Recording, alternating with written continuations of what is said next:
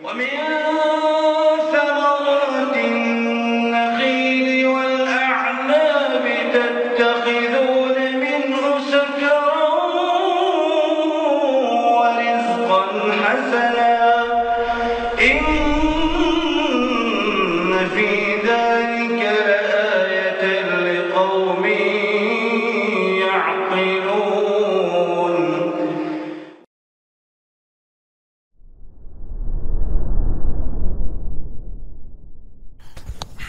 Bismillahirrahmanirrahim. Assalamualaikum warahmatullahi wabarakatuh. Innal hamdalillah nahmaduhu wa nasta'inuhu wa nastaghfiruh wa na'udzu billahi min shururi anfusina wa sayyiati a'malina. May yahdihillahu fala mudilla lahu wa may yudlil fala hadiya lahu. Asyhadu an la ilaha illallah wahdahu la syarika lahu wa asyhadu anna Muhammadan 'abduhu wa rasuluhu la nabiyya ba'dahu. Allahumma inna nas'aluka ilman nafi'a wa rizqan thayyiban wa 'amalan mutaqabbala. Kita lanjutkan kajian kitab Muntahal Iradat di kitab An-Nikah, dan ini bab baru dalam kitab nikah, yaitu bab ruknain nikah wa syurutih, bab dua rukun nikah dan syarat-syarat nikah. Yang kita bahas pagi ini insyaallah dua rukun nikahnya, yaitu ijab dan qabul. Ijab dan qabul. Sebagaimana jual beli nikah memiliki rukun ijab dan qabul. Dan di sini dua rukun ijab dan qabul, ketika disebut rukun, maka itu berarti bagian dari nikah itu sendiri. Bahkan itulah nikah. Itulah inti dari akad nikah. Jadi akad nikah ya ijab dan qabulnya itu. Sebagaimana jual beli, akad jual beli itu ijab dan qabul. Maka dimakruhkan atau diharamkannya jual beli di masjid itu di ijab qabulnya, bukan di serah terima barangnya. Kalau ijab qabul nikah itu boleh di masjid, adapun ijab qabul jual beli tidak boleh di masjid. Ya, ijab qabul nikah boleh di masjid, ijab qabul jual beli tidak boleh di masjid. Dan Ibnu Qayyim rahimahullah dalam I'lam al-Muwaqqi'in menyebutkan bahwasanya ini karena agungnya perkara nikah dibandingkan dengan hanya jual beli. Adapun jual beli itu karena murni keduniaan pada asalnya, adapun nikah itu pada asalnya ditujukan untuk ibadah.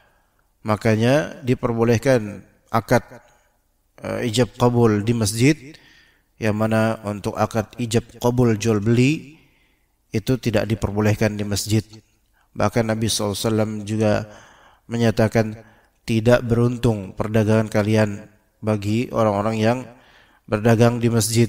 Dan di sini yang dimaksud sini adalah ijab qabul jual beli di masjid atau hal-hal yang menujunya, seperti mempromosikan dagangannya di masjid dengan maksud, dengan sengaja, maka ini tidak boleh di masjid.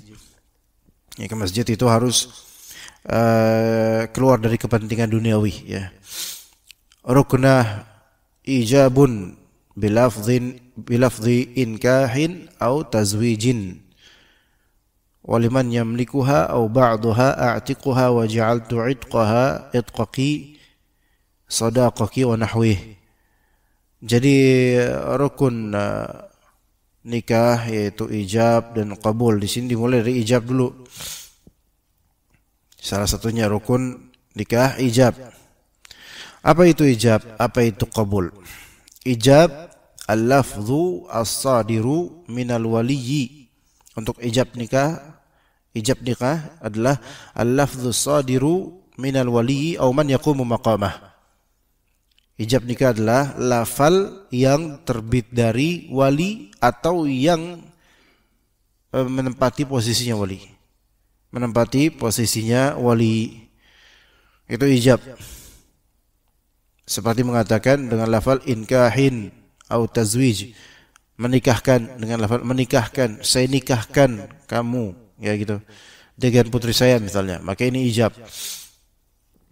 Adapun qabul nanti yang kedua. Qabul itu al-lafdzus sadiru minaz zauji, ya, aw man yaqumu maqamahu.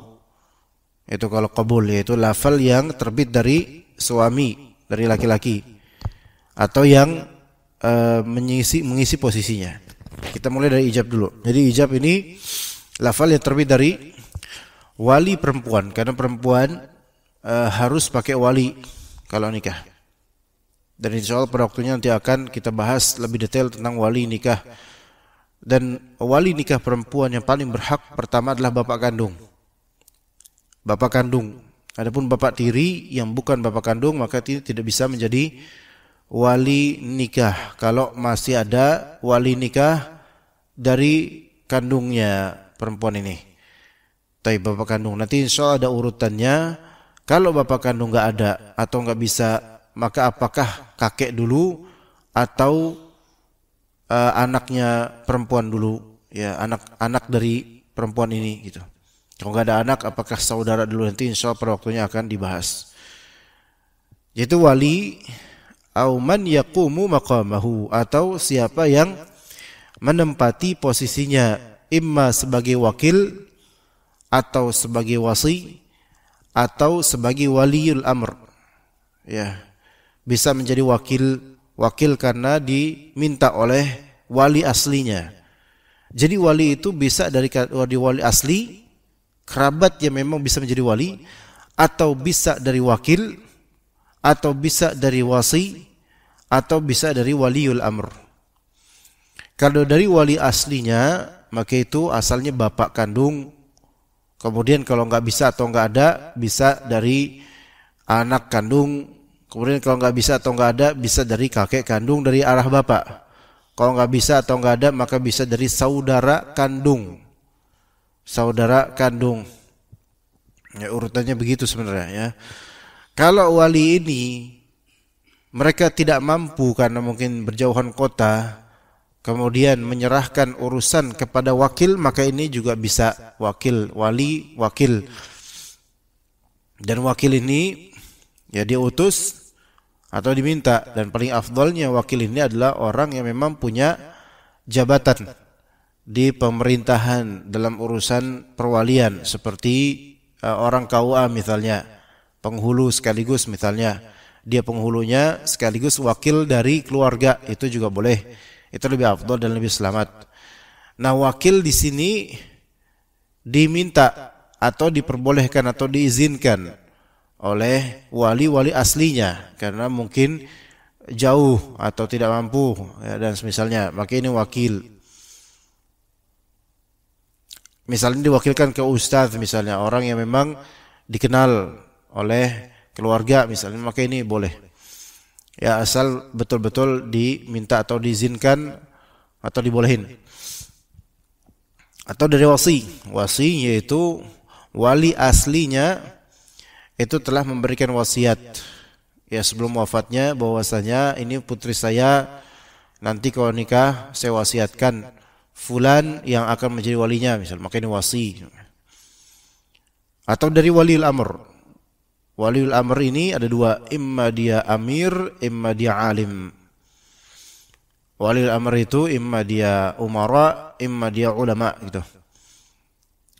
Nah, waliul amri di sini ketika wali amri dijadikan sebagai wali nikah ketika satu, tidak ada kerabat yang ada. Enggak ada kerabatnya, enggak ada wali. Ini perempuan bapaknya meninggal, enggak punya saudara laki-laki, enggak punya kakak, enggak punya anak laki-laki yang pas bisa jadi wali.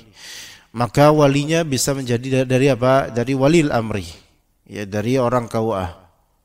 Boleh juga dalam pendapat lain walinya dari walil amri dari segi ilmu, yaitu ulama atau ustadz yang cukup dikenal. Ini bisa secara syar'i bisa.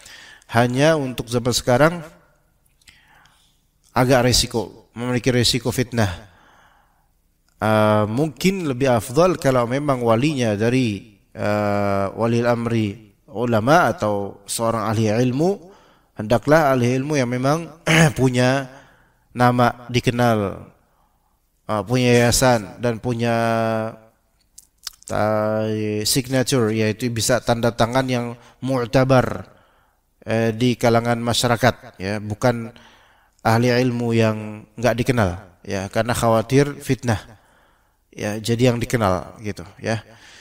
Itu wali dari segi waliul amri. Wali dari segi waliul amri. Ya, jadi itu ijab, itu yang akan mengatakan ijab. Nah, ijab di sini menyatakan saya nikahkan dengan bahasa Indonesia boleh, kalau dalam mazhab yang sahih dalam bahasa Indonesia boleh. Saya nikahkan kamu dengan, kalau dia bapaknya bilang putri saya, kalau dia adalah pamannya dari laki-laki atau dia adalah kakeknya maka dengan cucu saya. Kalau dia kakaknya maka dengan adik saya, kalau dia adiknya maka dengan kakak saya, dan seterusnya. Kalau dia adalah anaknya maka dengan ibu saya misalnya. Ya, dan disebutkan siapa namanya gitu. Dan juga bisa juga dari waliul amri, ya, itu juga bisa menjadi wali jika memenuhi persyaratan. Jadi ini ijab bilafzi inkahin atau tazwijin.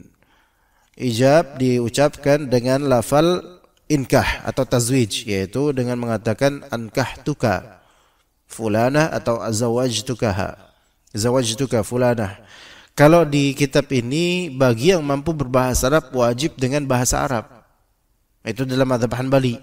Itu pendapat pertama. Pendapat kedua dalam mazhab Hanbali tidak wajib dengan bahasa Arab, ya, melainkan dengan bahasa yang difahami oleh pegiat akad ini, oleh pihak wali ataupun yang laki-laki. Maka di sini dengan lafal yang difahami saja, dan itu lebih sahih. Pendapat ini lebih sahih. Karena nikah dan jual beli itu tidak ada dalil khusus untuk betul-betul mempatenkan harus dengan bahasa pakem Arab. Enggak harus. Apalagi jual beli. Maka dikembalikan kepada urf. Ya. Betul, memang alasan dari ulama yang mewajibkan dengan bahasa Arab itu mereka mengatakan yaitu di surat An-Nisa, fankihu ma taba lakum minan nisa'i mathna wa thulatha wa ruba'.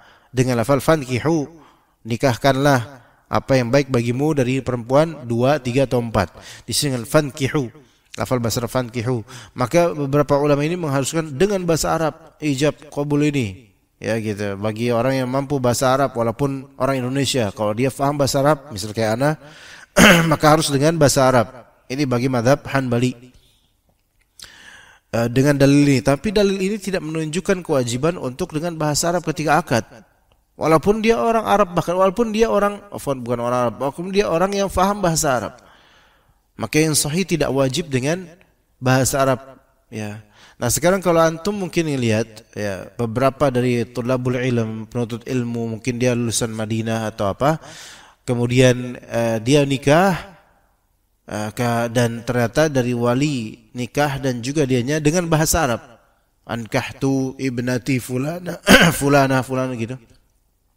Terus yang bujangnya laki-laki ini juga qabiltu nikah dan seterusnya dengan bahasa Arab. Mungkin karena mereka ingin menerapkan apa yang memang menjadi kewajiban dalam mazhab Hanbali, yaitu mewajibkan dengan bahasa Arab. Namun yang sahih bahwasanya dalam akad nikah seperti akad jual beli tidak wajib dengan bahasa Arab. Tidak wajib dengan bahasa Arab. Hanya saja bedanya, akad jual beli dengan akad nikah itu, kalau akad jual beli dalam mazhab Hanbali boleh dengan jual beli langsung dan dengan lisan ijab qabul, dan boleh dengan jual beli mu'atat namanya. Mu'atat itu jual beli dengan ijab qabul tidak diucapkan. Ijab qabul tidak diucapkan. Jadi cukup dengan isyarat atau secara urf dikenal serah terima barang udah menjadi jual beli, maka ini menjadi jual beli dalam mazhab Hanbali. Adapun kalau misalnya jual beli, kalau misalnya akad nikah, maka ini harus ada lafal. Harus ada lafal yang keluar dari wali atau dan dari mempelai laki-laki. Kecuali jika salah satunya bisu, maka bisa dengan isyarat dan lebih afdal dengan tulisan. Itu bisa. Ya, dengan isyarat atau lebih afdal dengan tulisan bagi yang yang bisu, nggak bisa bicara, ya. Kemudian dikatakan di sini waliman yamlikuha aw ba'daha a'tiquki wa ja'altu 'itqaki sadaqaki wa nahwihi. Bagi orang yang yamlikuha, memiliki dia, ya, memiliki perempuan ini sebagai budak perempuan, atau ba'daha, atau memiliki separuh dari dirinya. Ya, jadi di sini ada milkul yamin, ada budak, ya. Di zaman sekarang nggak ada, tapi Anda jelasin sedikit. Jadi kepemilikan seseorang terhadap budak itu bisa full satu rokobah, satu badan, satu jiwa, satu orang full, itu bisa. Juga ada namanya budak, namanya muba'ad. Budak muba'ad itu budak yang separuhnya dimiliki oleh fulan, separuhnya oleh fulan lain, atau separuhnya dimiliki oleh fulan dan separuhnya merdeka. Itu namanya budak muba'ad namanya. Nah, kalau misalnya kita punya budak, baik full milik kita atau separuh dari diri milik kita, maka kita mau nikahkan dia, kita kan walinya. Dia mau nikah sama budak laki-laki lain, ya. Maka kita sebagai walinya, kita katakan lafal ijabnya seperti apa, yaitu a'taqtuki wa ja'altu 'itqaki sadaqaki. Saya bebaskan kamu dan saya jadikan pembebasan kamu, ya, adalah mahar kamu, ya. Ini bisa, ini boleh.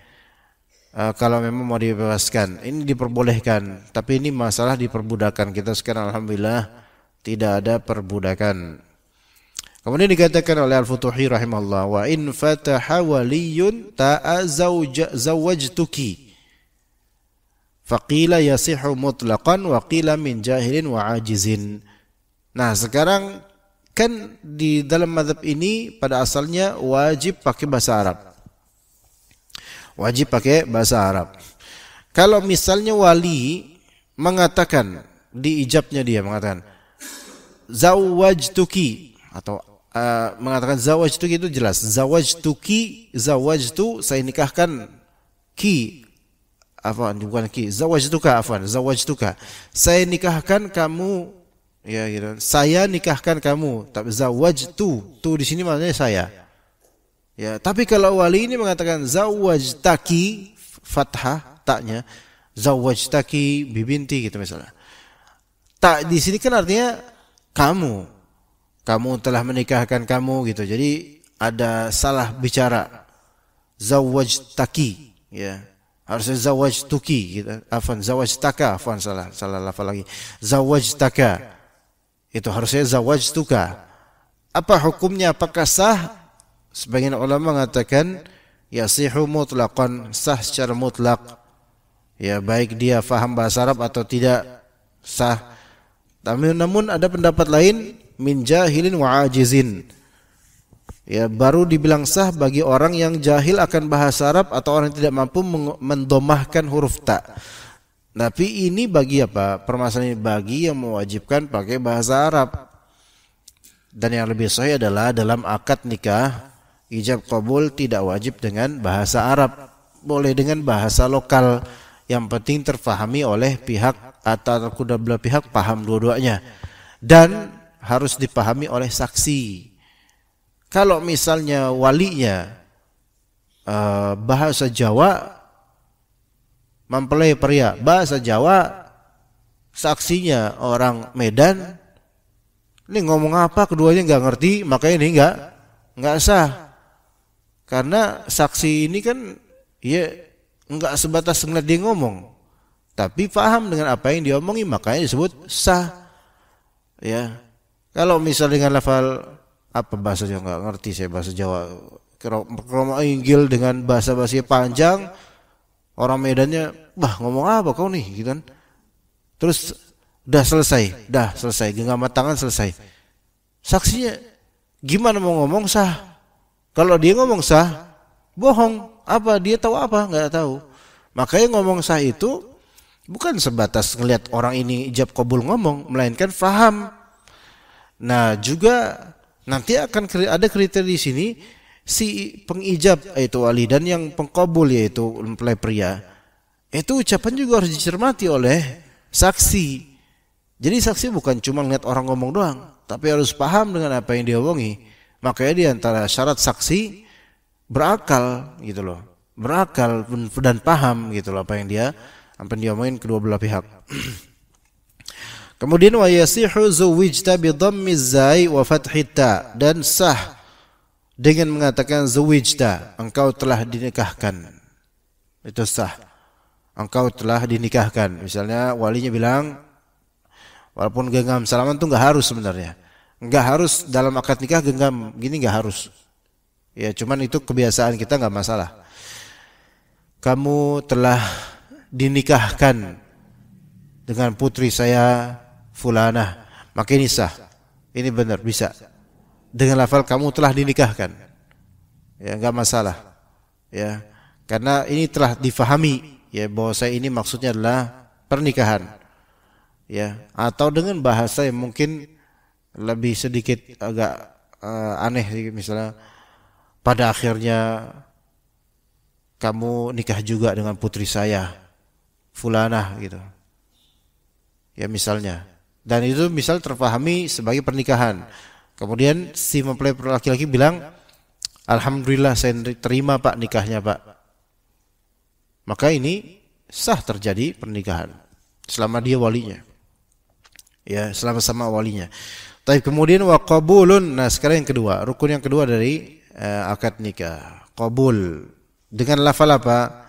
Bilafzi qabiltu au raditu hadzal nikaha au qabiltu au raditu faqat au tazawwajtuha. Yang qabul ini dengan lafal apa? Qabiltu, saya terima, atau raditu hadzal nikah, saya mengatakan qabiltu hadzal nikah, saya terima nikahnya. Itu kalau bahasa kita. Raditu hadzal nikah, saya ridha dengan nikah ini. Itu bahasanya. Saya ridai nikah ini, gitu. Ini qabul. Atau dibilang qabiltu, khalas, saya terima tanpa menyebutkan nikahnya. Atau dibilang raditu, saya ridha tanpa ngomong nikahnya. Ini sah untuk qabul. Kemudian tazawwajtuha, ya saya nikahi dia. Ini sah sebagai qabul. Jadi wali bilang, saya nikahkan kamu nak dengan putri saya fulanah. Ya, saya ridha, kata laki-lakinya, kata mempelainya laki-laki. Maka ini sah, udah selesai. Sesimpel itu sebenarnya, sesimpel itu. Ya. Dia bilang, walinya bilang, saya nikahkan kamu dengan adik saya fulanah. Siap, saya telah menikahinya. Dah, kalimat seperti ini selesai dah. Jadi ijab qabul nikah, sah sebagai nikah. Maka syahid, saksi itu kudu paham yang kayak gini, gitu. Kudu paham yang kayak gini. Cuman memang alhamdulillah sih kalau di pernikahan sejatinya biasanya dengan bahasa yang formal, yang jelas, tegas, lugas gitu. Bahkan pakai kertas. Ya. Dalam mazhab Syafi'i itu karena memang sangat diketatkan. Bahkan ada yang mengharuskan dengan bahasa Arab. Kalau ini walinya orang kampung, nggak ngerti, belepotan ngomong, lama-lama qoli inna rahmatan, nanti jadi kayak Mama Gufran lagi nanti lama-lama. Ngaco ngomongnya, kan? Nah kalau ngaco ngomongnya kira-kira sah nggak? Nggak sah. Kadang-kadang mengharuskan tuh baik keluarga atau dari penghulunya, gitu. Doh pakai bahasa Arab gitu. Ya kalau nggak bisa, khalas dengan bahasa Indonesia itu lebih sahih. Kadang-kadang pakai kertas. Kemudian juga dianggap bahwasanya dalam akad itu tasmiyatul mahar itu wajib. Itu menyebutkan mahar itu wajib. Enggak harus menyebutkan mahar, apalagi kalau maharnya kecil. Ya, enggak usah disebutin, enggak apa-apa. Iya. Mahar seperangkat alat sholat, kalau sekarang kan enggak usah diomongin kalau itu mah, ya. Kira-kira saya nikahkan putri saya marfu'ah sama kamu. Nah kalau dijawab oke. Ini terima nggak ya maksudnya? Oke. Nah itu tuh. Jawaban oke itu kiri diterima tuh. Kurang sopan memang. Tapi ini bukan masalah kurang sopan atau sopannya.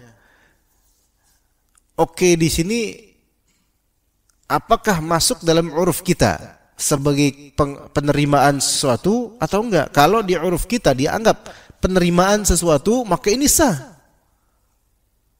Maka ini sah.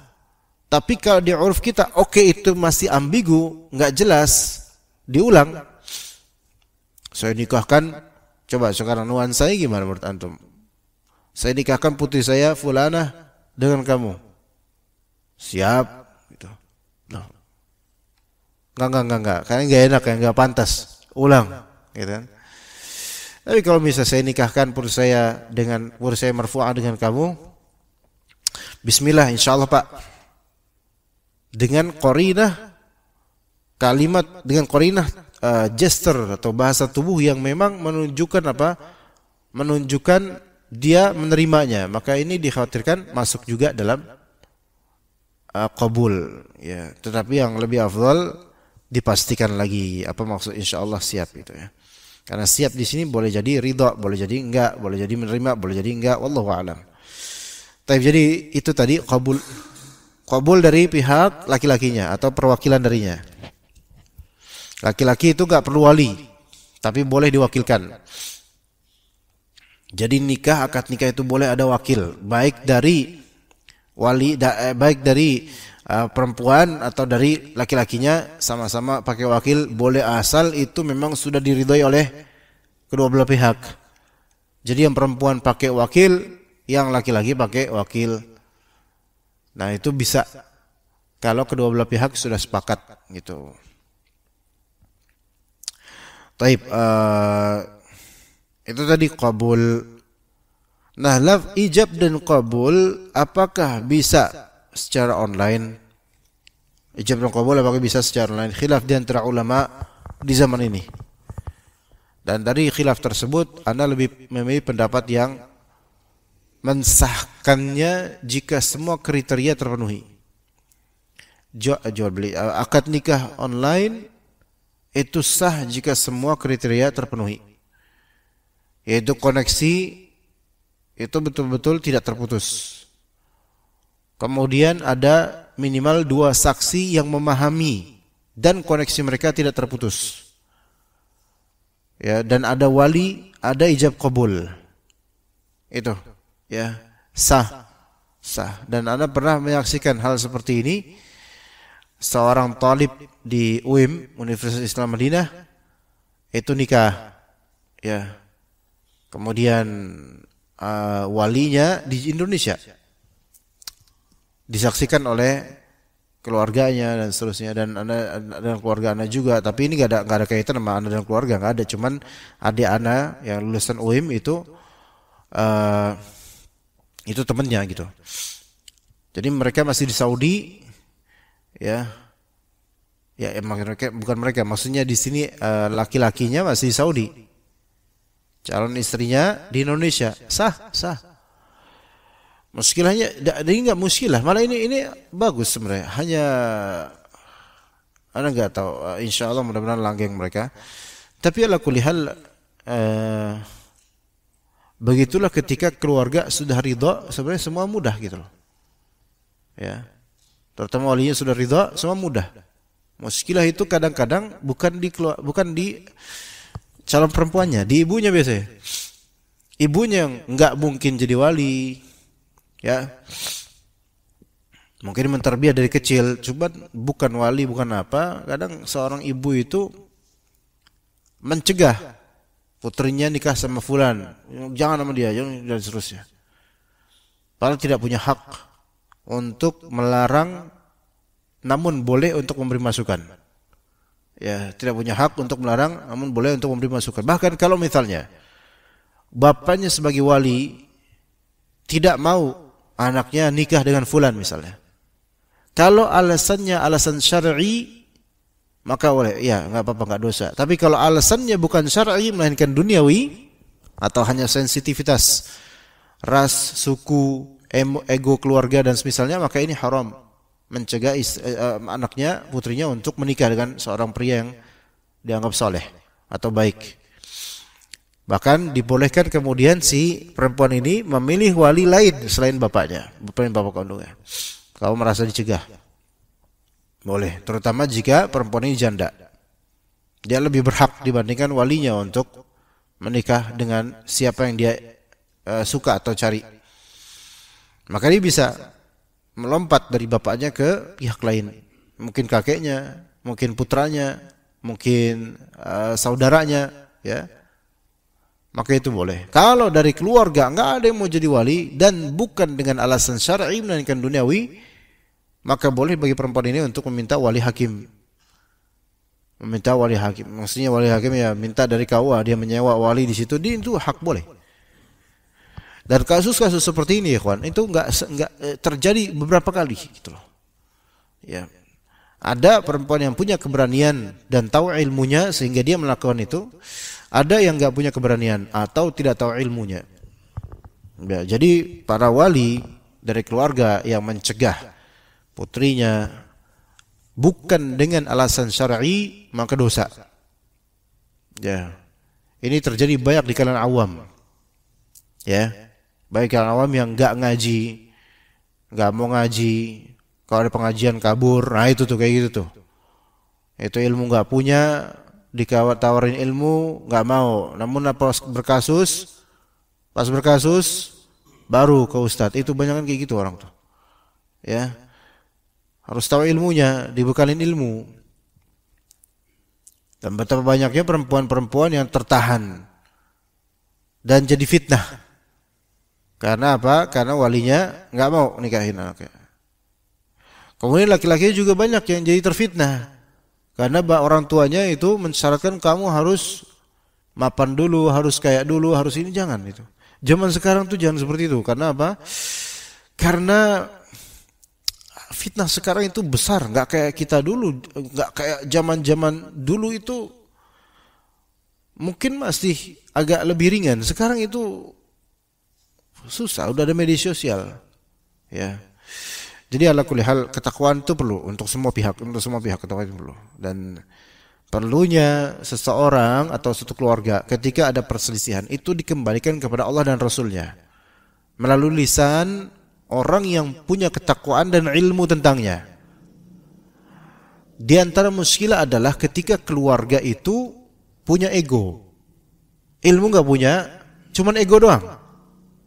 Ego keluarga, ego seorang orang tua, enggak punya ilmunya, syar'i enggak punya. Ya, cuma punya insting versi dia. Enggak dikembalikan kepada dalil. Maka hendaknya ada pihak dari ahli ilmu yang mereka minta untuk mengislahkan dan memperbaiki urusan ini. Dan disimak dalil-dalilnya. Begitu, mestinya begitu. Ya, mestinya begitu. Syukur-syukur kalau keluarganya seperti ini. Tapi kalau enggak, tetap enggak mau ke ilmu, ya udah, ya nanti lihat aja. Bakal ada yang terzalimi nanti. Padahal nikah itu ijab qabul Allah kasih ringan, mudah, gampang. Qabiltu, ankahtu, saya nikahkan putri saya gini-gini nih. Saya terima nikahnya. Ya. Kemudian juga kadang di ijab qabul diribetkan dengan harus menuturkan semua dari mahar yang ada. Ini juga termasuk pembebanan yang tidak semestinya. Ya, nanti antum kalau nikahin putri antum, simpelin, nggak usah ribet gitu loh. Kalau misalnya dari penghulu nyuruh apa maharnya, ya udah tulis semuanya, baca semuanya itu.